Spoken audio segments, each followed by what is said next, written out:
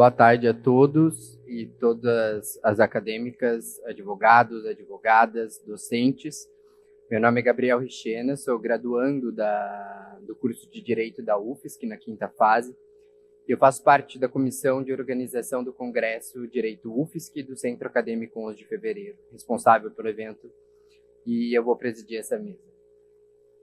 Agora nós teremos a palestra do excelente professor Dr. Dimitri Dimoulis, com os comentários do professor Cláudio Ladeira, do professor Leonardo Moraes e da mestranda Ellen Diogo, acerca do direito constitucional, cujo tema de extrema importância e muito atual será Somos livres porque somos iguais, o direito à igualdade dinamizado.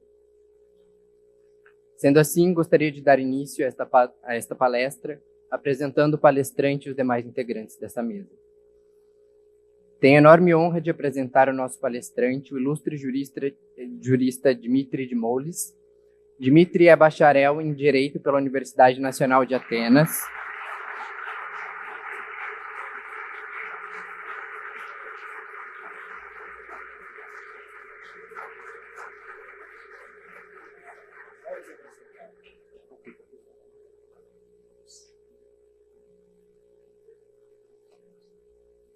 Dimitri é bacharel em Direito pela Universidade Nacional de Atenas, tem mestrado em Direito Público pela Universidade de Paris-Sorbonne, doutorado em Direito pela Universidade de Saarland, pós-doutorado pela mesma universidade. É professor da Escola de Direito de São Paulo, da FGV, diretor do Instituto Brasileiro de Estudos Constitucionais e estuda o direito constitucional, a validade e interpretação do direito e a teoria do Estado e da ideologia.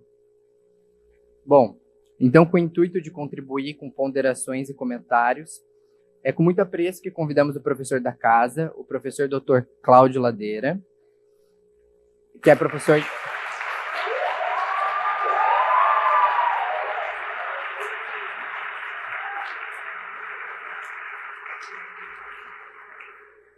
O professor Cláudio Ladeira é professor de Direito Constitucional nos cursos de graduação e pós-graduação da UFSC, doutor em Direito pela Universidade UFSC, coordenador do GConst, que é o Grupo de Pesquisa em Constitucionalismo Político da Universidade Federal de Santa Catarina. A gente também chama à mesa o professor Leonardo Bruno Pereira de Moraes,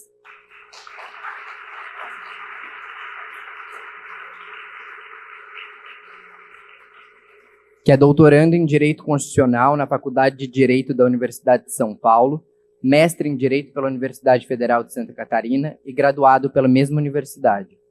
Ele é professor do curso de graduação em Direito e pós-graduação em Direito Público na Faculdade CESUSC, membro consultor da Comissão Especial de Direito Eleitoral da CF-OAB, presidente da Comissão de Direito Constitucional da OAB Seccional Santa Catarina, membro do Grupo de Pesquisa em Constitucionalismo Político GConst da UFSC.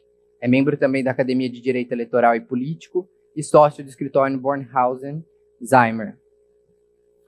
Ainda visando contribuir com mais comentários e questionamentos, com muito apreço convidamos a mestranda Ellen Rejane da Silva Maciel Diogo.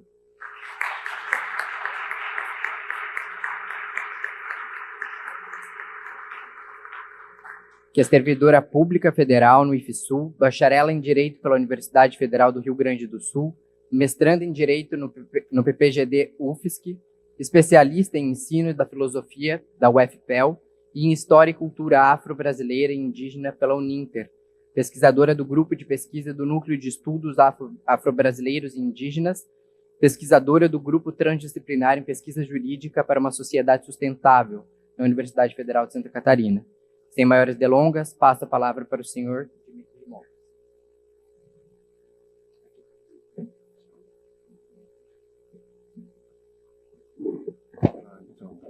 Boa tarde, senhoras e senhores. Agradeço o convite. Parece que faz uns 10 anos que os alunos estão tentando me convidar para esse evento. Sempre eu disse não por algum motivo, mas aí não tinha mais desculpa, então nesse ano tive que aceitar. Não, de verdade, sempre tinha alguma coisa a mais, mas deve ser a quinta, sexta vez que me convidam. Estou vendo aqui o professor Pilates, uma referência nacional ao direito, o professor Samuel, vice-diretor. Muito obrigado a todos, aos esforços do centro acadêmico, dos organizadores, que montam esse evento com tamanha constância, com temas e palestrantes sempre muito relevantes. Então, eu tenho uma proposta que, ao mesmo tempo, é bem complexa. Deixa eu me policiar no horário. Depois de meia hora. Então, queria apresentar ou introduzir, de alguma forma, uma problemática muito complexa, mas que pode também se resumir como introdução em poucas ideias. E, basicamente, eu vou fazer isso, eu vou contar 2 casos, vou fazer 2, 3 reflexões, e no final vou apresentar para vocês como teste algo que tem a ver com o subtítulo da palestra, que seria dinamizar o direito da igualdade. O que eu quero dizer com dinamizar o direito da igualdade? Eu quero dizer, no mínimo, 2 coisas. Em primeiro lugar, aí vou já na segunda página da palestra, depois vou passar na primeira. Então, o primeiro é aquilo que nós poderemos chamar um escândalo. É um escândalo de várias formas. Em primeiro lugar, vamos pensar no seguinte. Fui convidado em dezembro do ano passado pelo professor Adilson Moreira, uma grande referência em direito antidiscriminatório, e me disse: você escreve sobre o tratamento dos negros na Constituição? Eu respondi um pouco mais educadamente do que eu vou falar agora, mas lhe respondi o seguinte: a Constituição não diz nada. O que você quer que um país que 55% sejam negros, tratar de uma Constituição que não tem, fala dos quilombolas, não sei, um artigo perdido, de resto, não está tematizando a posição dos negros. Se vocês tiverem paciência após essa palestra, porque está online lá, é um caso bem relevante. A professora Leila Gonzalez, em 88, foi final 87, começo 88, foi convidada para falar na Assembleia Constituinte. Ela, em 10 palavras, disse o seguinte: temos que inserir um artigo na Constituição: ações afirmativas para a população negra. Todo mundo falou: nossa, professora, que ideia incrível, maravilhosa, como que a senhora pensou nisso, mais ou menos? Fizeram elogios. Teve um machista que disse, inclusive, ele tinha uma namorada negra, então ele era muito sensibilizado com o tema, e assim por diante. Fizeram aplausos, elogios, e jogaram isso no lixo. Quer dizer, uma norma que seria o mínimo em um país com a metade da população negra, ter uma referência concreta, dizer: nós temos um problema social, isso que não estou dizendo nada novo, mas é um escândalo do ponto de vista do direito constitucional, esse silêncio. Então, a Leila Gonzalez disse: não adianta só condenar o racismo e pela via criminal, que, como a professora Vera Regina estava dizendo, não resolve nada, só acumula, aumenta a violência, nem fazer apenas aquelas referências bem interessantes, mas também muito vagas do artigo 3º, não haverá discriminação. Quem não decorou ainda o artigo 3º da Constituição, decorem, porque é o mais importante, mas é aquilo que não se aplica nunca. Erradicar a pobreza, erradicar a marginalização, diminuir a distinção, as discrepâncias regionais e diminuir a discrepância entre classes. O Brasil que é o campeão mundial quase na desigualdade de classes e por diante. Então, nós temos o primeiro que eu chamo de escândalo. Então, é o fato de que a Constituição ajuda muito pouco, e cada vez que alguém vai tentar, como eu estava dizendo, dinamizar a igualdade, dizer que vamos levar a sério isso. O óbice está justamente no fato de que, para a população negra em geral, a Constituição fica absolutamente quieta, e não foi só em 88, foi governo Lula, governo Dilma, homens, mulheres, supostamente de esquerda, todos eles não pensaram, não quiseram, não tiveram o poder, a capacidade de introduzir uma norma que está em vários países do mundo e que oferece uma base para que cada vez que uma universidade diga: vou ter umas cotas raciais, que não chegue até o STF para ter que repetir pela milésima vez, através de uma interpretação não muito satisfatória, eu ia dizer, o fato de que as ações afirmativas são necessárias. Então, diante desse escândalo, que realmente a palavra escândalo é pouco, a igualdade, entramos em um segundo campo, digamos assim, o convite de vocês verificarem o que os livros de direito constitucional estão dizendo sobre a igualdade. É aquilo que autores críticos estão rejeitando radicalmente como uma fórmula vazia, a tal da fórmula aristotélica. Tem que tratar os iguais de maneira igual, os desiguais de maneira desigual, algo do tipo. Isso nunca significou nada, isso não significa nada, porque se eu achar que eu sou igual ao professor Pilate, devo pedir o mesmo tratamento. Mas quem vai decidir? Qual o critério e assim por diante? Então, autores mais céticos, mais analíticos vão dizer, a igualdade não serve para nada. A igualdade é uma fórmula vazia pela estrutura hipotética. Se eu sou igual ao professor Pilate, então devo ser tratado como igual. Quem vai dizer? Respondem os constitucionalistas, infelizmente. A Constituição não está nos dando critério. Em parte estão certos, porque, como estava dizendo, a Constituição não estabeleceu mínimos cuidados, que você depois da palestra, dessa conversa, vocês podem verificar em dezenas de constituições do mundo, inclusive a reforma da Constituição da Argentina em 94, para não dizer tipo algo mais radical, como da Bolívia, etc., ou do Chile agora, está introduzindo. Diz a Constituição, homens e mulheres são iguais em direitos e obrigações. Isso, o que a Argentina é escrito em 1920, não significa nada. Iguais em direitos, aí vou logo a seguir, passar na minha primeira página, fazer um comentário sobre isso. Mas, então, nós temos esse ponto em que, hoje em dia, não sei se eu estou exagerando muito, mas eu acho que não estou exagerando, a igualdade está em um ponto morto. A não ser em casos absolutamente assim, de uma desigualdade gritante, tem não lembro agora qual estado do norte, que diz que para concurso de polícia militar, as mulheres vão receber no máximo 10% das vagas. É uma desigualdade gritante, porque a mulher não serve para ser policial militar. Essa é uma norma claramente inconstitucional, apesar de ter sobrevivido mais de 20, 30 anos. Então, mas, tirando esses casos, a igualdade, por isso queria justificar mais o título dessa palestra, a igualdade como elemento jurídico está sendo colocado em uma espécie de uma hibernação, não porque não existe, não porque o artigo 3º, que vários vão chamar o coração da Constituição Transformadora, não existe, mas porque na prática, se eu falasse para vocês, então, primeiro, façam essa comparação com outras constituições que dinamizaram pelo texto a igualdade, dizendo de que a igualdade das mulheres ou da população negra, dos indígenas, significa ação afirmativa, significa medidas concretas, significa um monte de coisas, metade dos eleitos do parlamento devem ser mulheres. Podemos colocar isso na Constituição, em vez de perder o nosso tempo, dizer se 30% das candidatas são mulheres. Metade das candidatas eleitas devem ser mulheres. Alguém vai dizer de que isso viola a democracia, a liberdade do eleitor. Resposta. Primeiro, se o poder constituinte disser isso, foi dito. Segundo, não viola a liberdade do eleitor o fato de você ter no parlamento quase que exclusivamente homens. Então, aí nós podemos tentar, mas resumidamente, se alguém me pedisse assim, para fazer uma espécie de digamos, de um resumo de 30 anos de aplicação, eu ia dizer, a igualdade está hibernando, está no ponto zero, porque não consegue ser utilizada como algo, e aí vocês verificam, mais uma vez, em vários livros de direito constitucional, o que eles estão dizendo? Nada. Não estão dizendo nada, porque o STF não está dizendo nada, porque ocorre essa ideia de que a igualdade seria apenas a tal da fórmula vazia, que salvo, vou repetir mais uma vez, paro com isso, salvo em casos absolutamente claros, assim, de uma desigualdade gritante, não possui um conteúdo normativo próprio.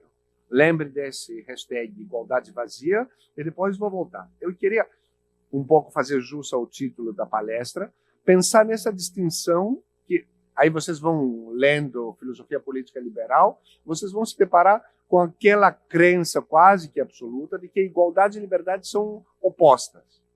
De que quem quer igualdade oprime a liberdade. Quem quer liberdade aceita a desigualdade. Isso é uma lenda de 90%, estou chutando, né? Não tenho nenhuma pesquisa, é uma crença assim, fundamental da filosofia política liberal. Agora, se vocês parassem para pensar uns 5 minutos, pensar em alguns exemplos sobre o que significa essa frase, vocês vão encontrar algumas, sei lá, vocês vão se encontrar rapidamente uma espécie de um impasse. Esse impasse, em termos filosóficos, eu posso introduzir, mostrar esse caminho, essa dificuldade da seguinte maneira. A liberdade, uma abordagem primeira, é um querer. Eu quero comprar um helicóptero. Isso é que o filósofo político, eu quero. Eu quero, inclusive posso explicar para vocês, o helicóptero teria vindo mais rápido de São Paulo, é legal ver por cima a cidade de Florianópolis, dá um status para mim, descer de um helicóptero, assim, meio abaixadinho, com aquele vento, é ótimo. Então, é o mundo do querer. Agora, alguém, principalmente o meu gerente do banco, vai colocar o verbo forte da igualdade, que é o poder. Você consegue, com o seu salário, cogitar minimamente financiar a compra de um helicóptero? Então, nós temos, a princípio, então, igualdade e liberdade, essa ideia básica, parece que estão em dois mundos diferentes. Se eu ficar nesse nível, posso até, para concretizar um pouco mais, usar dois substantivos. Por um lado, eu tenho um objetivo, uma meta, eu quero economizar R$1.000 por mês para ver se eu consigo comprar o meu helicóptero, e por outro lado, tenho um resultado. Qual a projeção realista pelo meu salário, o imposto que pago e tudo isso de eu comprar o helicóptero? Zero. Então, se vocês fossem colocar em duas colunas, querer e objetivo, poder, ter capacidade real e resultado, que é a mesma coisa, parece que nós estamos em dois mundos diferentes. Nesses dois mundos diferentes, isso que explora basicamente a filosofia política assim, mais tradicional, a questão é quem ganha? O poder, o não poder ou querer? Porque qualquer pessoa pode sonhar, e aí nós temos uma coleção infinita de frases do tipo: é proibido que um rico durma embaixo do viaduto. É absolutamente proibido. Só que ricos não dormem embaixo do viaduto. É absolutamente proibido a crianças de classe média alta que estudam em escola particular serem traficantes de drogas. É proibido, só que a criança não faz isso. A adolescente, sei lá. E assim por diante. Então, nós, fazendo essa comparação, o resultado, se então a igualdade é apenas você poder algo realmente, você vai chegar na conclusão que a grande maioria, porque isso para mim é a raiz do problema, chega ao fato de que a liberdade prevalece no mundo, no nosso mundo, como ideologia, mas aquilo que ocorre, na verdade, é o fato de que nós não temos igualdade. Porque a igualdade, aí vai a estatística, verifica tudo isso, ou seja, eu ia chamar isso, sem querer los cansar com essa, que tem infinitas ideias filosóficas, nós estamos pensando nesses dois conceitos como uma contradição, e dentro do direito constitucional, essa contradição acaba sendo, se você juntar esses elementos, pensar um pouco mais, você vai colocar lá dentro, nesse triângulo, tem um famoso filósofo francês, o Etienne Balibar, ele faz uns 30, 40 anos, escreveu um artigo muito curto, mas muito importante, chamado A Proposição da Igualiberdade, alegando de que, ao contrário de tudo que eu disse, não dá tempo para falar sobre isso, igualdade e liberdade só poderia ser a mesma coisa. Porque se não forem a mesma coisa, aí eu mudo radicalmente a ideia, se a liberdade estiver prevalecendo, a liberdade significa opressão, significa desigualdade. Se a igualdade, digamos assim, for considerada como uma violência, é a ideia liberal, então você perde a sua liberdade. Aí começa toda aquela história, o socialismo tira igualdade, o capitalismo tem liberdade. O Balibar está dizendo as duas coisas, e aí o título da palestra, por que alguém é livre? Porque ele é livre de uma opressão. A pessoa formalmente livre, que dorme embaixo da ponte, ela é livre. A empregada doméstica que aceita trabalhar por meio salário mínimo, sem previdência social, e assina isso talvez no contrato, ela é livre. Então aí nós estamos, aí estou chamando uma outra tradição complexa, porque digamos assim, o pressuposto, não necessário, mas muito útil para pensar por que o Supremo e os tribunais brasileiros têm esse fracasso que levou ao abandono da igualdade como direito fundamental, é porque eles não possuem uma reflexão teórica desse tipo para chegar no ponto de que a igualdade, cada vez que alguém está dizendo eu sou livre porque eu sou superior aos outros, ele não é livre, ele é um dominador, ele é um opressor. Então, se é liberdade, aí eu pergunto diretamente, a liberdade constitucional é a liberdade de oprimir as pessoas, de eu explorar, de eu pisar em cima deles, de eu fazer aquilo que eu quero, de eu ser presidente da República e dizer se eu não gostar da eleição, não vai ter eleição? Isso é liberdade? Ou isso não é ausência da liberdade? Aí pode ficar isso como uma provocação inicial, pensando nessa ideia de que se do ponto de vista do direito constitucional nós entendermos os conceitos como antagônicos, como infelizmente acontece, ou vamos chegar na conclusão de que a igualdade não significa nada, é apenas liberdade de cada um de exercer como quiser o direito, ou, pior ainda, nós vamos entender de que aquilo que se diz liberdade é algo absolutamente limitado e absolutamente, digamos assim, sem uma coerência mínima. Então, sem que eu seja ingênuo demasiadamente, eu queria indicar para vocês alguns elementos que permitem, sem introduzir, digamos assim, uma mudança revolucionária, porque tem aqueles, também do lado marxista, tem outros autores que estão dizendo igualdade e liberdade, na verdade, é uma moeda de troca do capitalismo.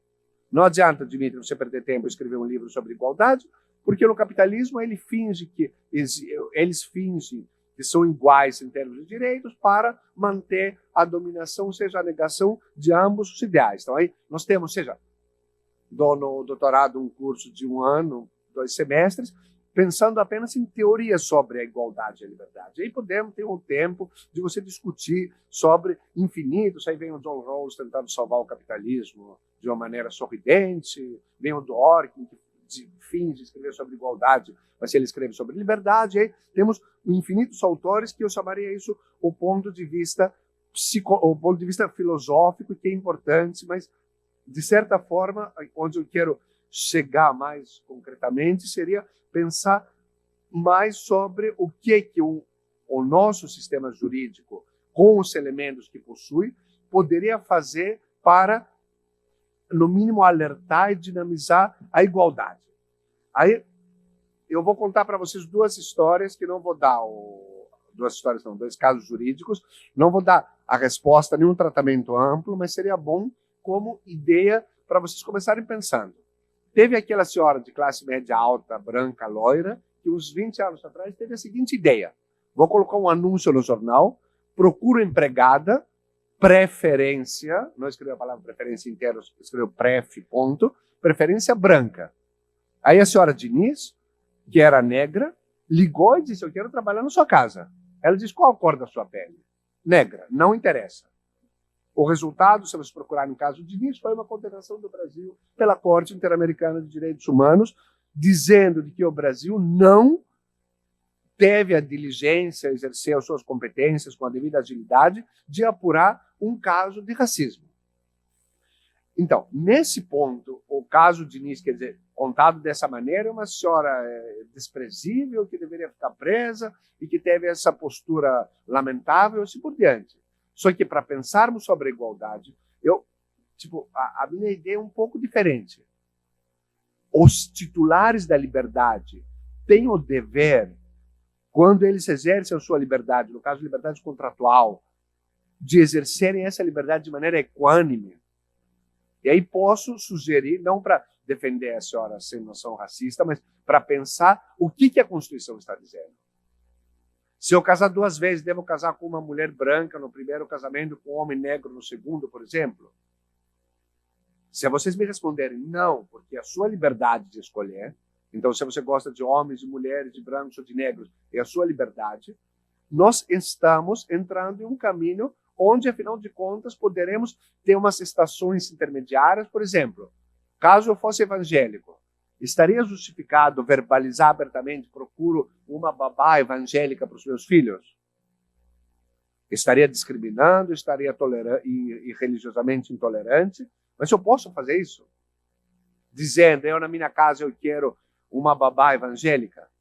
E para chegar nesse ponto, onde essa senhora disse de alguma maneira, repito, não é para justificar, é para pensar sobre o que, digamos assim, o potencial da igualdade, como o nosso conceito está muito longe de dar respostas boas, porque estamos imbuídos por um espírito de liberdade. Então, afinal de contas, vocês são obrigados a terem amigas e amigos de todas essas cores de maneira representativa, para chegar inclusive nessa ideia. No STF, temos que ter 55% de ministras e ministros negros para representarem o Brasil. E aí vai, ou seja, aquilo que eu estou dizendo não é que eu tenho uma resposta ou que a resposta seja fácil, mas isso deve ser repensado de uma maneira que não seria apenas um pouco, digamos assim, de uma indignação ou de uma evidência política, mas pensar como isso pode ser ancorado no direito. Que tipo de processo eu posso fazer no momento em que, por exemplo, tem um caso que até chamou a atenção do Ministério Público Federal, do Ministério Público do Trabalho. Em São Paulo tem grandes escritórios fazendo o seguinte anúncio: procura-se estagiário, USP, PUC, Mackenzie, FGV. O que o escritório está querendo dizer? O escritório está querendo, eu não estou com vontade de ficar examinando infinitos currículos, eu sei que essas faculdades são boas, logo, para não perder tempo, para não gastar um tipo de um advogado, e quero isso. Por outro lado, isso é uma discriminação, digamos assim, que de vários pontos de vista é intolerável. O escritório que está dizendo, então, procura um estagiário, vamos dizer, da USP apenas, está violando alguma regra? A resposta imediata, imagino que eles iam ganhar o processo, seria de que não está violando regra nenhuma, porque ele exerce a sua liberdade. Para chegar dando um pulo no outro lado, porque no Brasil, por mais que ainda não se tenha consolidado o direito antidiscriminatório, existem casos, e já está na hora de pensar um pouco melhor, por isso eu mencionei a professora Dilson, que eu admiro profundamente, para pensar nesses casos. O tal do estágio Magalu. Disse a Magalu, você só quer estagiário branco da USP, da PUC, do Mackenzie? Eu quero apenas estagiário negro. Podemos fazer uma reflexão porque a Magalu não quis diretor de empresa. Porque no Magazine Luiza, o atual chefe da empresa é o filho branco da dona branca. Que ela, de maneira meritocrática, escolheu o filho dela para ser o sucessor dela. Mas vamos esquecer essa questão. Mas então, o estágio Magalu, não pode, uma empresa, não pode dizer eu quero só escritório e estagiários negros. Isso é racismo. O direito brasileiro, infelizmente, ainda, aliás, esse caso Magalu, a Justiça do Trabalho está protelando por 3 anos agora quase, não responde, porque não sabe o que é responder, coloca essa questão, no mínimo, dupla. Primeiro, a ação afirmativa é permitida? Repito que a Constituição não teve a coragem de dizer que é permitida. Segundo, nós podemos identificar a nossa liberdade como um veículo para tomar decisões claramente discriminatórias, inclusive chegando até em pontos quase que insuspeitos, quando eu estou dando aula em uma faculdade onde a mensalidade é R$6.000. A FGV discrimina negros e pobres? A resposta será, tem um vestibular, a matéria está lá, vai estudar, existe banco lá te dá empréstimo, se você quiser a própria FGV te dá empréstimo sem juros, vem estudar. Ou ela estaria, de alguma maneira, questionando algo fundamental que diz respeito à igualdade? São perguntas que eu coloco, vou colocar mais um caso concreto, depois vou quase me encaminhando para o final. O outro caso concreto é conhecido como o caso James, que ocorreu no Reino Unido. Vejam lá que curiosa hipótese. O senhor James, não lembro agora exatamente, tinha uns mais ou menos 63, 64 anos. A esposa dele tinha a mesma idade. Eles eram funcionários municipais. Então, um casal homem e mulher, da mesma idade rigorosamente, por isso o caso ficou relativamente famoso, trabalhando no município da cidade, vão na piscina municipal. Então o senhor James se depara com a seguinte placa: pessoas em idade de aposentadoria entram de graça. Pessoas em idade de não aposentadoria, pessoas mais jovens, têm que pagar um valor tipo como R$5. O senhor James era um criador de caso famoso. Então o que disse o senhor James? Por que a minha mulher, que é funcionária municipal da mesma idade como eu, está de graça, eu devo pagar? Alguém deveria pegar uma reta e bater na cabeça do senhor James e cala a boca, James, e paga R$5. Só que o James chegou até o Tribunal dos Lordes. A Casa dos Lordes teve que julgar o caso, porque o James disse o seguinte: por que eu fui discriminado? Não porque eu sou funcionário, porque a minha mulher é, não porque eu tenho a idade X, a minha mulher tem exatamente a mesma idade, mas porque eu sou homem. É permitido na Inglaterra cobrar de alguém, ainda que seja R$5, pelo fato de ele ser homem? É uma pergunta que E a Casa dos Lordes, tipo 20 anos atrás, mas é uma jurisprudência, deu razão o senhor James, dizendo realmente, aqui o legislador da sua cidade discriminou alguém pelo simples fato de ser homem, tratando o caso como se alguém estivesse na porta lá, dizendo, nessa sala não entra homem. O que os homens iam dizer? Qual o critério? E aí começaria uma discussão. Então, se vocês pegarem, eu estou querendo, quer dizer, o caso de Nice, da mulher que discrimina pessoas pobres e negras, é revoltante. Mas a resposta jurídica não é dada, nem é simples, e mereceria de muita reflexão e teríamos muita contradição. O caso James, socialmente, é uma pessoa desprezível, que quis criar um caso, que não levou a sério nada, mas ele ganhou na Casa dos Lordes porque a Inglaterra estava diante do seguinte, o ordenamento inglês estava diante do seguinte problema. Podemos discriminar alguém pelo simples fato, o chamado pensamento but for. Eu te discrimino apenas pelo fato de você ser homem. Não por outros motivos, tipo renda e uma combinação de fatores. Podemos, então, dizer isso? Quem assistiu aquele filme meio romântico sobre a vida da ministra da Suprema Corte dos Estados Unidos, a Ruth Ginsburg, recentemente falecida, assistiram esse filme, chama Suprema, algo, como eu não lembro o nome. Acho que é Suprema, né? Então, assistam, por favor, tá? Existe aquele site pirata, me dizem os mais jovens. Eu nunca entro em site. O streaming, baixem o streaming, dizem os jovens, e aí vocês assistem o filme de graça. Mas se eu não disse isso, nem recomendo violar a lei. Então, certo? Aqui ninguém baixou o streaming, mas vamos em frente. Então, o último caso que eu vou contar para pensar como nós temos um alimento para a reflexão, para dinamizar a igualdade, que na maioria dos casos é silenciado. Então, a história que é real, em um caso agora, em algum lugar está no meu livro, mas não vou abrir agora para buscar, a Ginsburg teve a seguinte ideia genial. Encontrou um homem que cuidava da mãe dela idosa e não recebia a isenção de impostos, porque ele tinha que contratar uma ajudante ou não podia trabalhar, pelo fato de ele ser, simplifica um pouco, homem. Então, a Ginsburg, jovem professora de direito civil na época, teve a seguinte ideia, apoiada pelo marido, que era um jovem tributarista na época. Vamos processar dizendo que o Estado americano discrimina os homens. Então, ela foi lá e ganhou a causa.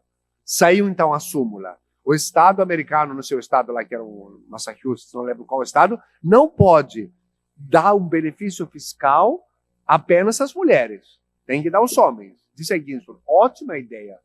Agora eu vou processar os Estados americanos cada vez que eles discriminam as mulheres. Porque ou seja, nós temos, quer dizer, se vocês decidirem de que o James não deveria ser rejeitado o pedido dele de não pagar R$5, porque não importa o fato de que ele é homem, isso vai ter consequências do outro lado.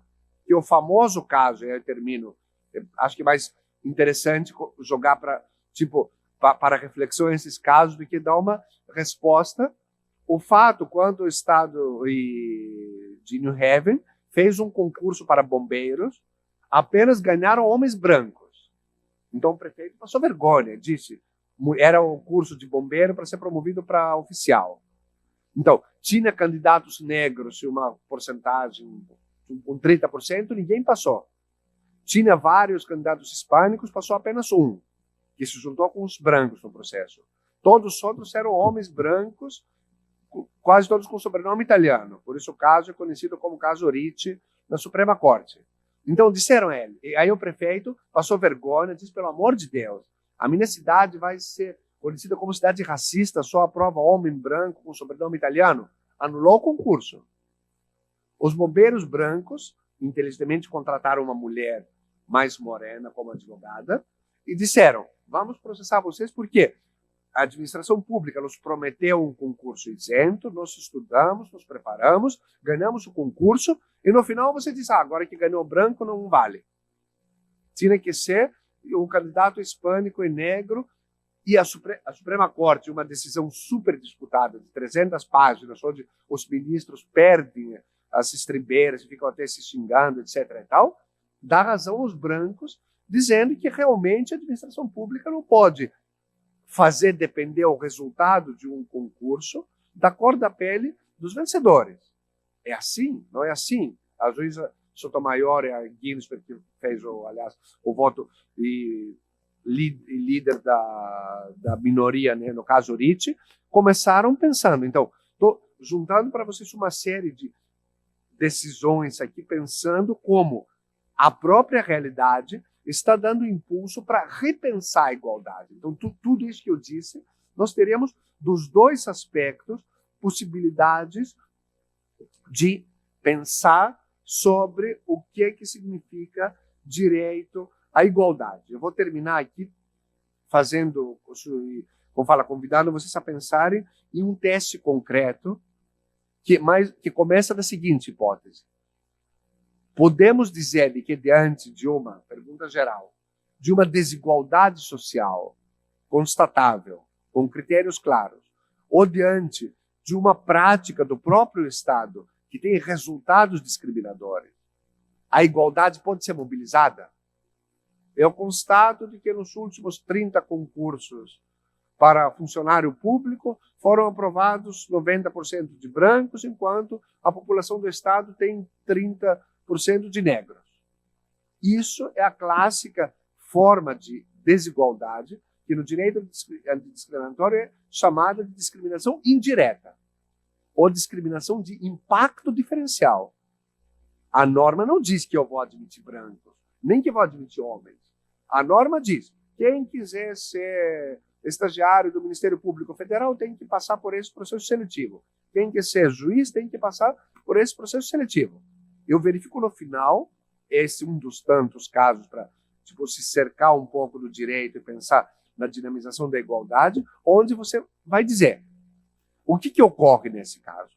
E aí a minha sugestão de nós, com calma, mas com muita determinação, começarmos a pensar com força sobre a igualdade. O meu raciocínio parte, então, podemos dizer, afinal de contas, a dúvida de que a discriminação de impacto, a discriminação diferencial, tem uma relevância jurídica, viola a Constituição. Vários países, por décadas, já desenvolvem uma jurisprudência, não é muito clara, mas é uma jurisprudência que, no caso do Brasil, não existe, porque até recentemente as pessoas ficavam deslumbradas pela interseccionalidade. Eu estou indo no caminho contrário. Não é de juntar, dizer, colocar critérios e ficar, de certa forma, fazendo uma espécie de ativismo, mas pensar com muita tranquilidade juridicamente. Podemos tematizar isso? Uma universidade pública que, no resultado do vestibular, discrimina uma categoria da população, está violando a igualdade? Resposta teórica que começa, na minha opinião, pelo seguinte. Primeiro passo, a igualdade não é que seja vazia, como muitas pessoas estão dizendo. O peculiar do princípio do direito à igualdade é a sua estrutura triangular. Se vocês me perguntarem se eu tenho direito de receber um lanche após essa palestra, a minha resposta espontânea será dupla. Primeiro, eu estou com fome, não sei. Eu quero um lanche. Resposta irrelevante. Segunda resposta. Se os gentis organizadores me derem um lanche, eu vou aceitar. Não é um pedido, é apenas um exemplo. Então, eu dei essas duas respostas. Certo? Então, aí fica a sugestão. Mas, então, vamos... Não quero. Já almocei muito bem, não quero. Então, vamos lá voltar. Vocês estão me perguntando. Eu estou perguntando, eu tenho direito de receber um lanche? A resposta é, como isso não houve um contrato, evidentemente, não houve um acordo, não tem uma regra pública, assim, depende da vontade de cada um. Agora eu vou mudar a resposta e vou entrar no cerne da igualdade. Eu percebi de que todos os palestrantes, se a palestrante dessa mesa receberam um lanche ou não.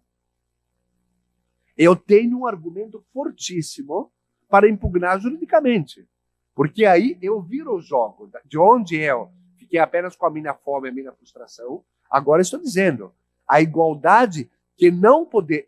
Eu não posso acionar a minha liberdade. Eu tenho liberdade de, não sei, de comer lanche, vai na lanchonete. Não posso acionar o mecanismo dos direitos prestacionais do Estado, porque ninguém disse de que eu tenho direito a uma universidade pública de comer de graça.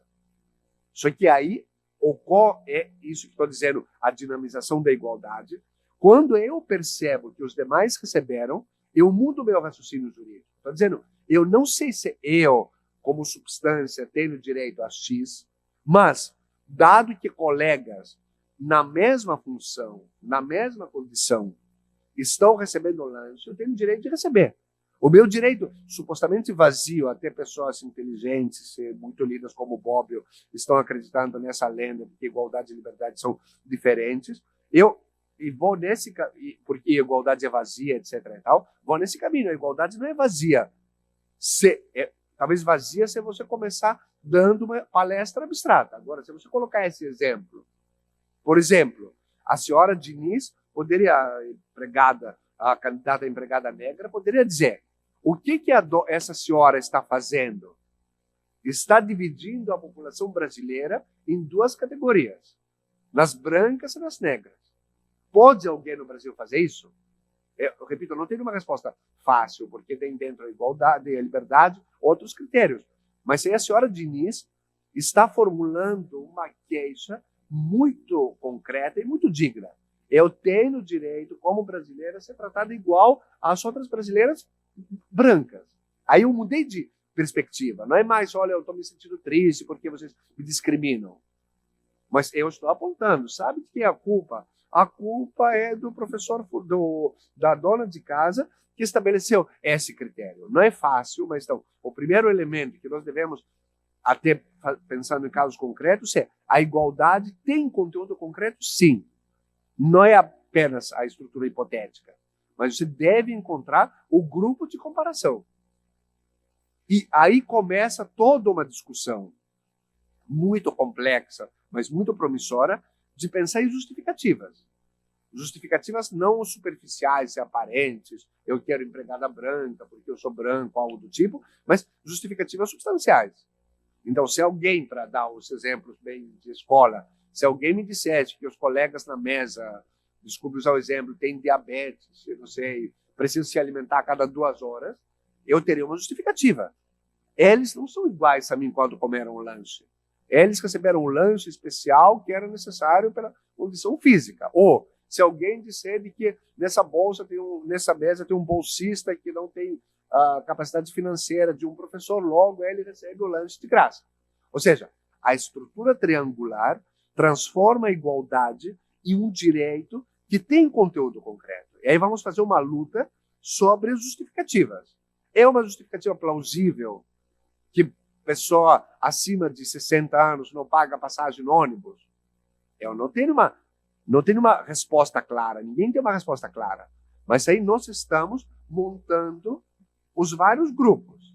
Eu, que ainda não fiz 60 anos, posso dizer, eu, pelos meus 56 anos, sou igual ao cidadão de 61 anos, porque biologicamente, estou fazendo só para pensar um pouco, biologicamente a diferença não é tamanha, posso trazer uma evidência sobre renda. Será que os de 60 a 65 ganham tão menos do que os de 55 a 60? Estou chutando apenas para colocar. Então, o seguinte: primeiro, a estrutura triangular que dá à igualdade uma visibilidade. Eu me incomodo que o acima de 60 recebe vacina, não paga passagem no ônibus, que seja. É uma queixa concreta. Segundo, e aí muda por completo, o professor Samuel estava falando antes do processo constitucional, muda por completo aquela ideia de que o processo constitucional é um processo apenas abstrato. Processos de igualdade envolvem prova. Prova de entrevista, prova de testemunho, prova de discriminação concreta, prova de uma série de elementos que aí vamos discutir seriamente se esses grupos, porque, mais uma vez, você não desce no campo da igualdade tendo certeza, olha, eu fui discriminado. Mas você inverte, de certa forma, como diz quem trabalha com direitos fundamentais, inverte o ônus da prova. O Estado deveria, afinal de contas, justificar por que, por exemplo, eu, com 57, não posso receber a 4ª dose da vacina. Eu vou de coração aberto. Eu vou aceitar qualquer justificativa, mas deve ser uma justificativa científica. De que, pelas pesquisas, realmente pessoas abaixo de 50 anos, ou homens recebem esse tratamento, mulheres outro, e assim por diante. Ou seja, a igualdade reabre uma série de elementos com base nessa estrutura. Segundo elemento, que é crucial e que em geral não se discute, é a distinção, para combater essa lenda definitivamente da igualdade como indistinção e como direito vazio, por assim dizer, o convite de nós pensarmos seriamente na distinção entre fins, meios e resultados. Se você quebrar, por assim dizer, a queixa, o incômodo, a senhora Diniz tinha um incômodo. Ela foi excluída porque era negra. O senhor James tinha outro incômodo. Ele teve que pagar a entrada, ainda que ridícula, porque era homem. O teórico da igualdade convida essas pessoas a transformarem essa indignação, esse sentimento de injustiça, em uma questão concreta. A questão concreta é o seguinte: onde você foi tratado de maneira desigual? Nos fins, nos meios ou nos resultados? Isso que eu estou dizendo é simples, é plausível, não é nada, não é que eu inventei a roda, eu li isso em vários autores, mas faz uma mudança crucial, introduz o resultado no campo da igualdade. Ou seja, uma resposta, e talvez termine com isso a minha exposição para vocês, sei lá, discutirem, criticarem, assim por diante, pensando no seguinte: é um dado, assim,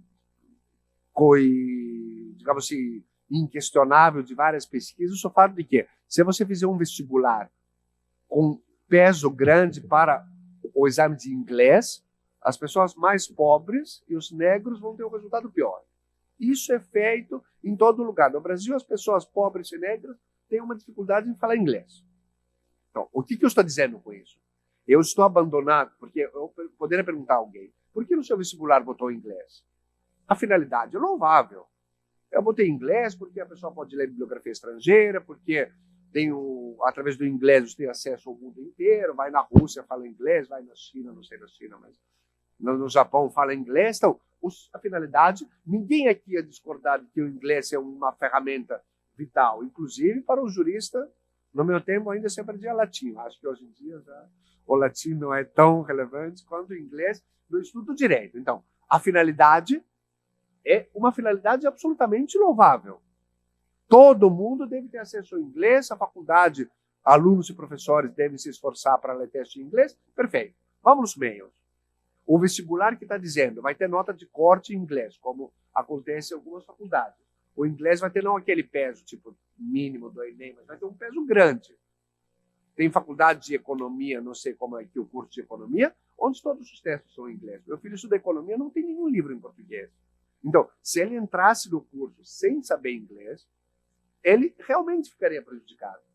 Porque os professores, agora, a dúvida, logo, em termos de meios, podemos dizer, trata todo mundo igualmente, porque está dizendo, diante do fato de que o inglês vai fazer o seu curso melhorar, todo mundo tem que estudar inglês. Tem escola de inglês aqui, tem curso online, e aí eu vou no nível dos resultados.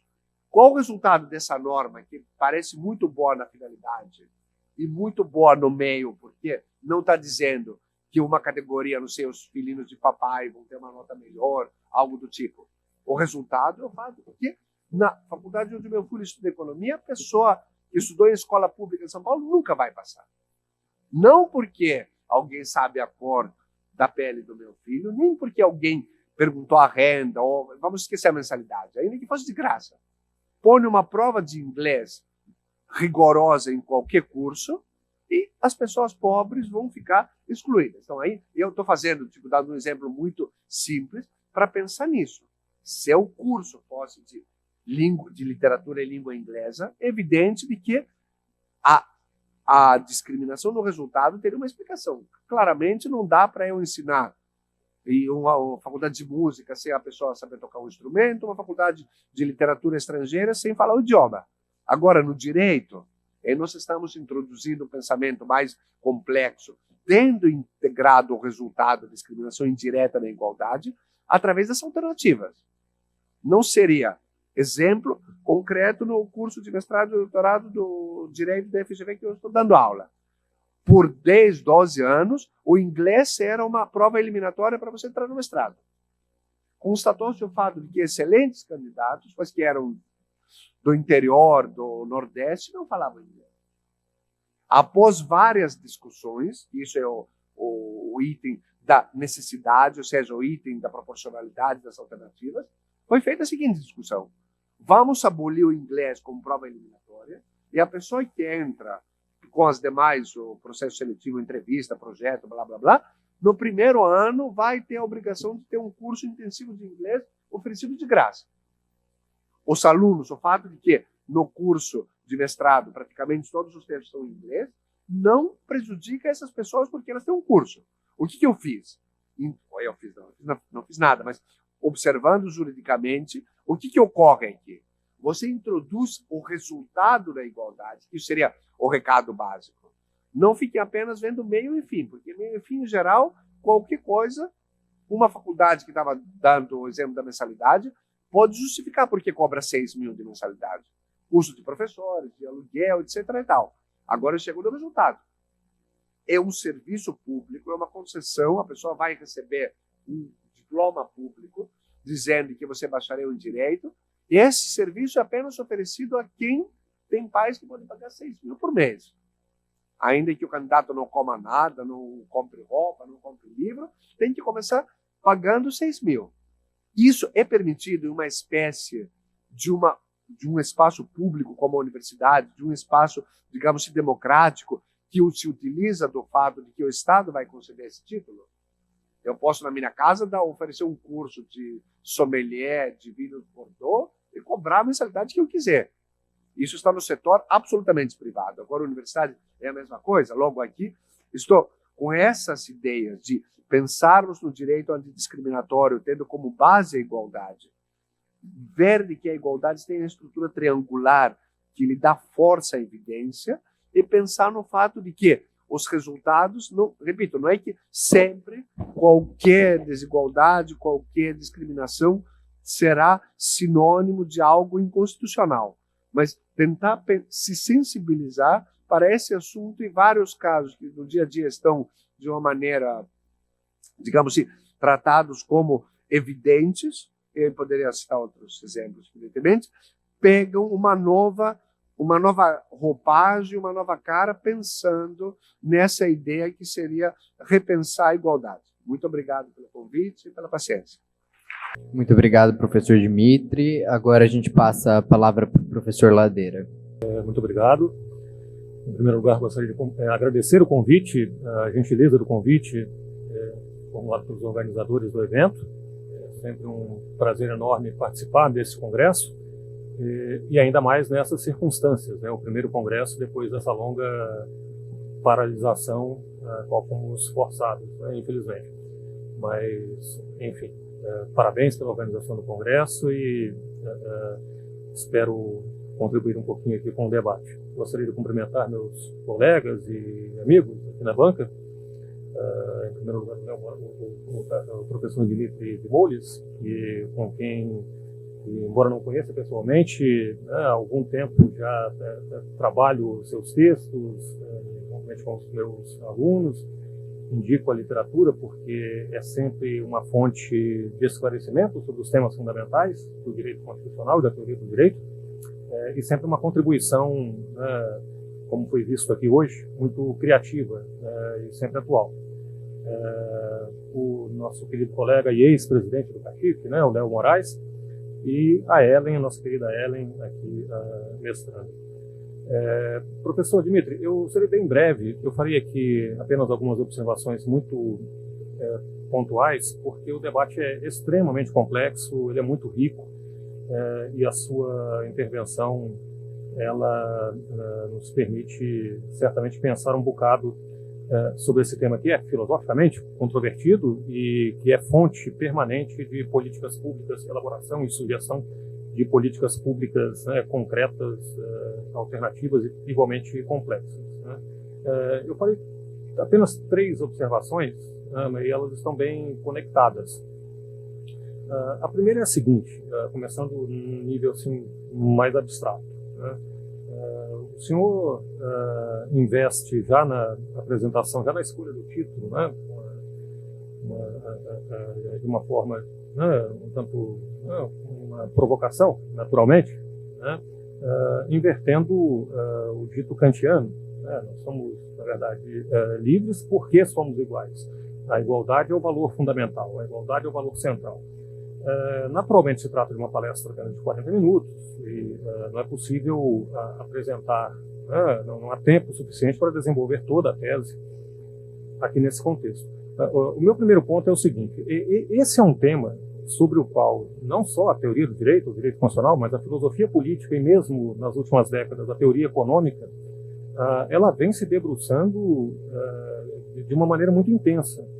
Então, o debate, ele não só está longe de ser esgotado, como ele vem se ramificando, né? Inclusive, esse diálogo entre economistas e filósofos, economistas que às vezes parecem estar fazendo filosofia política e filosofia moral, ele tornou o debate ainda mais complexo, né? Porque muitas vezes o texto é de filosofia política, mas você precisa ser alfabetizado na linguagem da microeconomia para poder, né, ter acesso aos argumentos. Meu primeiro ponto aqui é o seguinte. Primeiro, dada a complexidade do debate, dada a existência de uma divergência, o típico caso de divergência razoável e duradoura, no sentido de que os vários agrupamentos, né, sustentam teses que não são, nenhuma delas, evidentemente equivocada. Cito apenas aqui, né, os casos mais clássicos, muitas vezes dentro da mesma família política, né? O seu conterrâneo, o professor Yanis Varoufakis, né? o grande economista, ele sustenta a tese inversa, né? Mesmo sendo socialista, ele sustenta a liberdade como um valor central, a liberdade como um valor que é negado pelas estruturas desiguais de uma economia capitalista. Cito outros, poderíamos citar, claro, outros tantos autores que integram, né, o conjunto de referências acadêmicas, né, desse debate todo, e que mostrariam que, bom, estamos bem distantes de um consenso sobre isso. O ponto é, não seria esse um caso de adotar uma postura frente a esse tipo de divergência, se queremos operacionalizar não apenas uma concepção filosófica da igualdade, mas operacionalizar o combate à discriminação, né? Não seria o ponto de assumirmos uma postura como aquela recomendada, por exemplo, por Cass Sunstein, que sugere que nessas situações nós devemos abandonar o debate sobre princípios abstratos, controvertidos, porque geram mais divergência, né? E devemos caminhar para os casos concretos, convivendo com as nossas divergências duradouras e intermináveis. Olha, um exemplo, né, é muito elementar. Um kantiano que tem a liberdade como valor fundamental, ou mesmo um libertário, eventualmente, em certas circunstâncias, que rechaçam a discriminação racial, estariam de acordo com uma legislação que combate o discurso do ódio racial, estariam de acordo com socialistas que eventualmente advoguem a centralidade do valor da igualdade. Por que insistir no debate de cunho mais abstrato filosófico se em determinadas circunstâncias ele pode gerar paralisia política e, ademais, não é necessário para o enfrentamento do caso concreto, né? Olha, existem liberais que concordam com a tese de que uma renda mínima fornecida a cada cidadão igualmente é uma forma de reduzir a desigualdade, a ausência de liberdade típica de uma sociedade capitalista. Socialistas que têm o valor da igualdade como fundamental poderiam concordar com isso. Então essa é a primeira questão. Por que não adotar aquela postura de, bom, vamos partir do princípio de que essas grandes divergências de princípio são insanáveis e vamos tentar focar exclusivamente em casos concretos, em respostas compatíveis com as nossas divergências, né? A segunda questão é que, e agora diz respeito propriamente à igualdade, né? Veja, mesmo se nós tomarmos o conjunto de formulações que afirma a centralidade da igualdade como valor político fundamental, a quantidade de o tamanho do menu filosófico, já seria gigantesco. E mais que isso, aqui em termos de políticas públicas concretas, quando nós falamos em igualdade, nós necessariamente precisamos saber sobre qual tema concreto, sobre qual matéria concreta vamos aplicar a igualdade. O senhor tratou disso na sua intervenção, naturalmente. Nós falamos, uma coisa é falar na igualdade quando se trata do combate. Não, antes que eu derrube aqui também. Aliás, uma distribuição bem pouco igualitária da água, né? Mas eu achei justo, assim, não estou brincando. Veja, uma coisa é o combate à igualdade, à desigualdade, né, étnica, racial, a desigualdade sexual, a desigualdade econômica, e por óbvio, né, são temas que não podem ser enfrentados com o mesmo tipo de resposta, né? E aqui eu gostaria de insistir nesse ponto da igualdade, da desigualdade econômica, que acredito tenha precedência em relação a todas as demais. Não precedência no sentido de que, não, primeiro devemos resolver a desigualdade econômica para só depois, então, enfrentar a desigualdade étnico-racial. Por óbvio que não, né? Até porque elas se retroalimentam. Meu ponto é, a desigualdade econômica ela parece ser muito mais duradoura e difícil de ser enfrentada, porque dificilmente nós podemos enfrentá-la com uma regra geral. Nós não dispomos de políticas públicas sequer imagináveis do tipo ações afirmativas para enfrentar diretamente a desigualdade econômica. E nesse ponto, que eu faço conexão com a terceira questão que eu gostaria de levantar, porque afinal de contas a sua intervenção, a palestra do professor foi sobre não apenas a centralidade da igualdade, mas a centralidade do direito constitucional como um instrumento de enfrentamento da desigualdade. O ponto é o que, afinal, o direito constitucional tem, o direito em geral e o direito constitucional em particular, podem ser úteis nesse tipo de processo, nesse tipo de enfrentamento, enquanto resposta. O que o direito constitucional, em particular, tem a oferecer? Certamente tem alguma coisa, por óbvio, né? Quando se trata de implementar legislação de natureza antidiscriminatória, já aprovada pelo Congresso, certamente tem alguma coisa a oferecer também, eventualmente revisando a constitucionalidade, né, de alguns atos legislativos, de alguns atos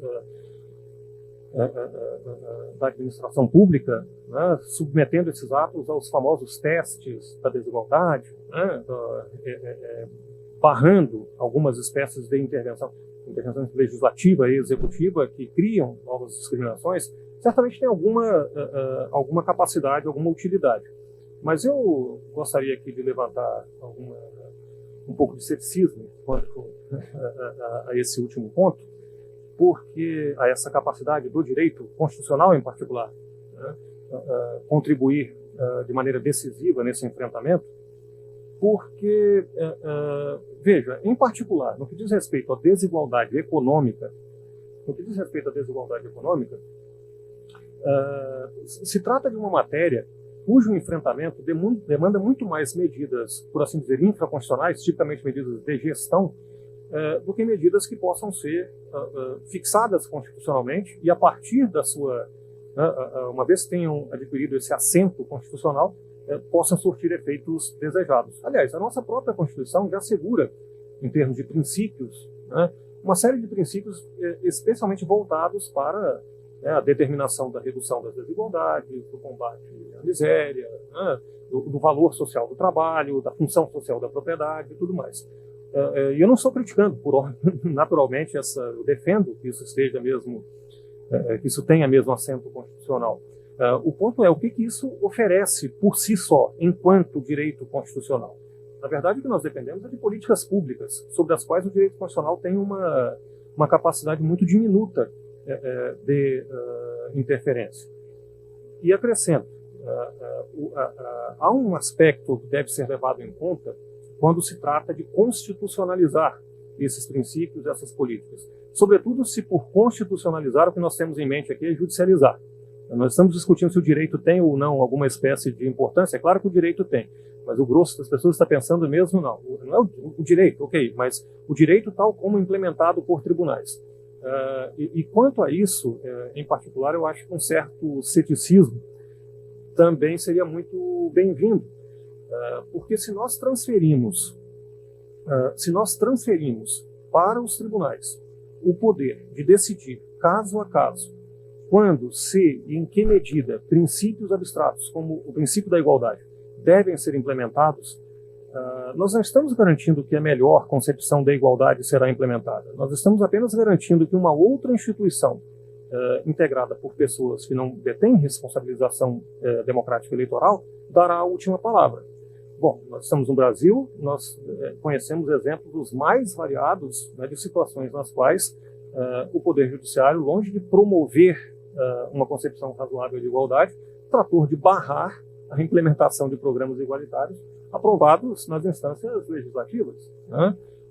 Nós conhecemos bem os casos, né? A legislação que criminaliza o racismo no Brasil, ela é anterior mesmo à Constituição de 88, quando parlamentares negros eram uma minoria ainda menor do que são hoje. Mas foi uma legislação aprovada naquele contexto, porque a despeito de ser minoria parlamentar, o país a população negra possui um país um peso muito maior do que aquele que possuía no parlamento. Enfim, as condições eram políticas eram outras, e no entanto a aplicabilidade da legislação antidiscriminatória no Brasil, que criminaliza o racismo, todos sabemos que ela é mínima, né, para ser gentil, né?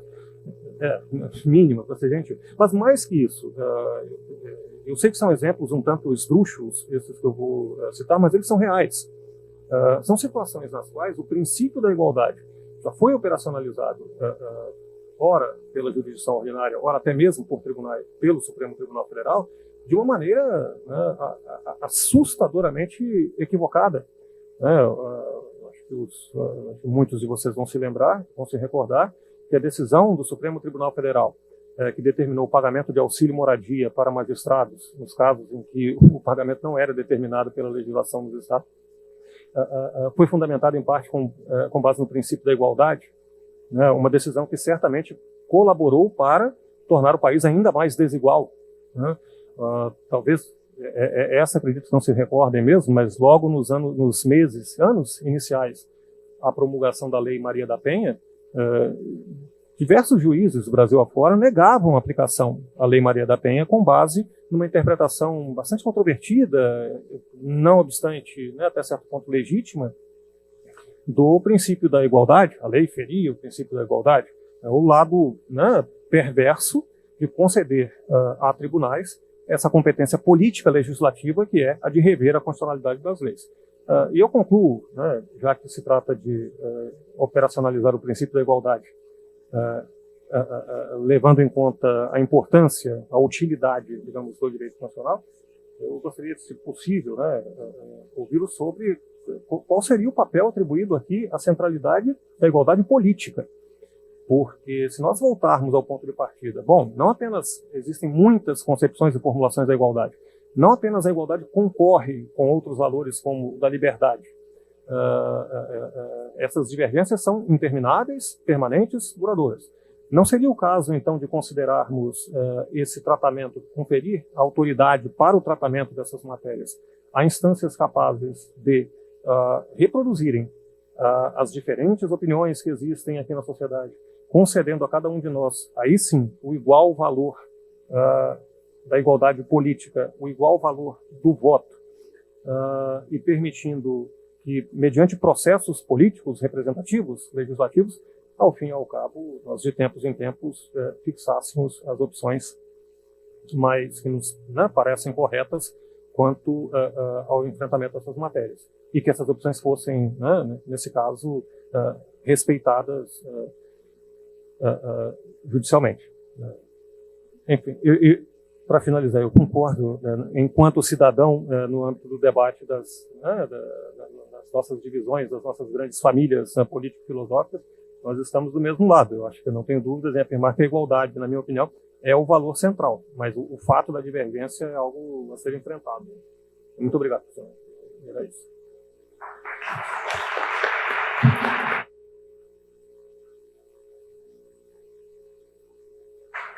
Obrigado, professor Ladeira, pelas suas ponderações. Agora a gente passa a palavra para o professor Leonardo Moraes. Boa tarde.